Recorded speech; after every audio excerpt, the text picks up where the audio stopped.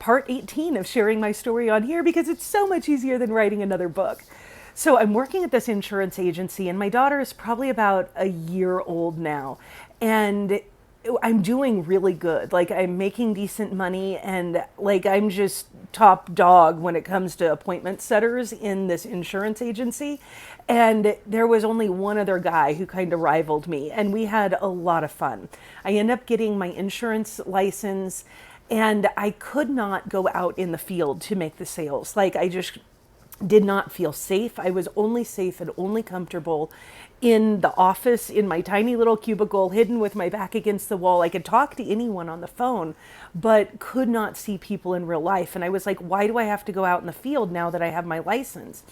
And I ended up making these deals to where I kept 2 to 3 agents in the field full time, making the sales, and I would do all of the paperwork and all of the appointment settings. So I would take care of the client. They just were the one that was the face. And it worked really well for me because then I just had this routine. I could come to the office, I could work, set the appointments, do all the, oh shit, what do they call that?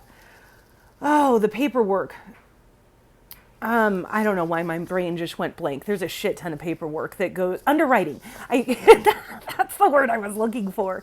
I could do all the paperwork, handle underwriting, and just get them approved. And so we were doing quite a bit with long-term care and annuities because we're moving hundreds of thousands of dollars into different investments. And it was a pretty cool company. Like, I was really proud of what I did. And the guy that was kind of like my rival turned into one of my best friends. And a number of the people around me were Christians. And they were really just like, Jess, you need better boundaries. You need to do this. So they're pushing all these books on me. And it was really helping because I knew I needed help. I knew there was something wrong with me. I just didn't know quite how to take the next steps. Oh, there was something else that happened way back when I was still in the industry. One of my friends, I had a best friend that lived with me in the house while I'm doing all the independent work. And she had a boyfriend, and the 4 of us would go out quite a bit together. And one night, her boyfriend and I, we were drunk and sitting in the car, and he had just gotten home from Desert Storm.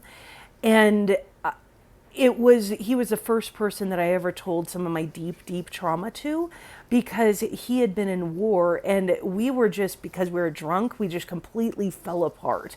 And just sharing the horrors of our life. And I realized I had so much in common with people that were veterans because our stories were so similar.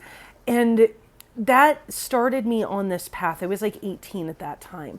It started me on the path of just like, no one's going to help us. What if I just read some books and try these things and see what happens?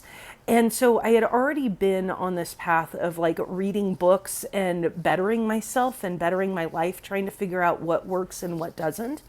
And so when I'm in the insurance agency and they're giving me these books on boundaries, they were all very good books, but they had this Christian bend. And my friend, the guy that was also an appointment setter, he was in AA.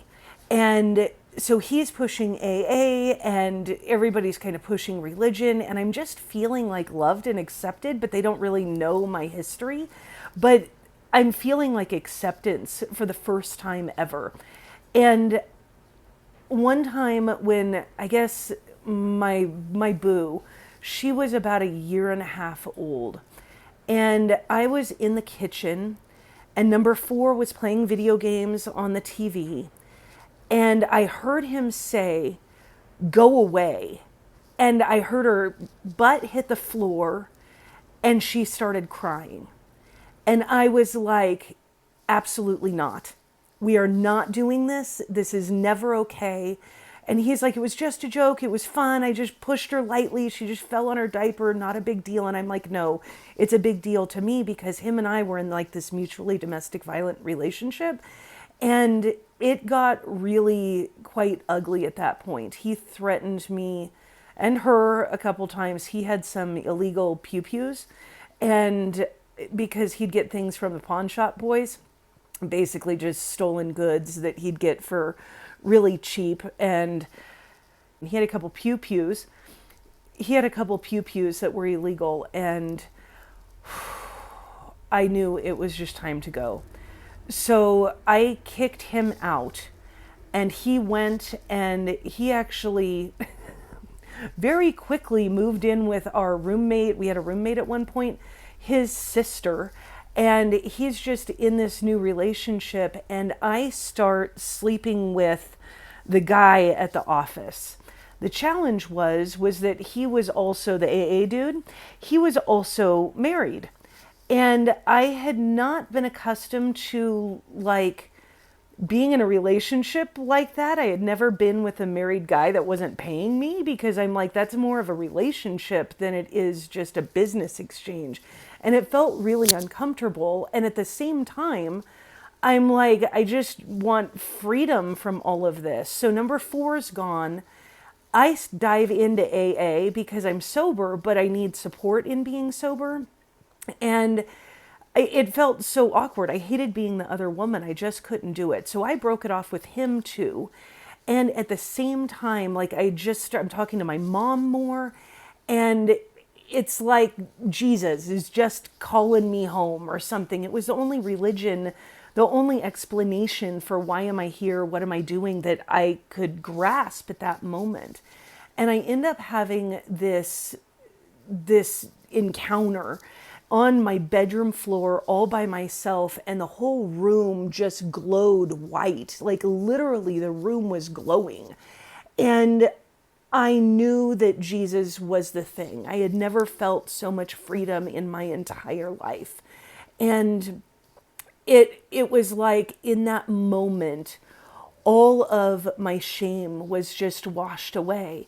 And I didn't have an explanation for it, didn't really care for an explanation, but I just knew I wanted to live my life differently. But because I had already like seen behind the veil of the government, I was not government involved. I've always, like, once you see behind the curtain, you cannot go back.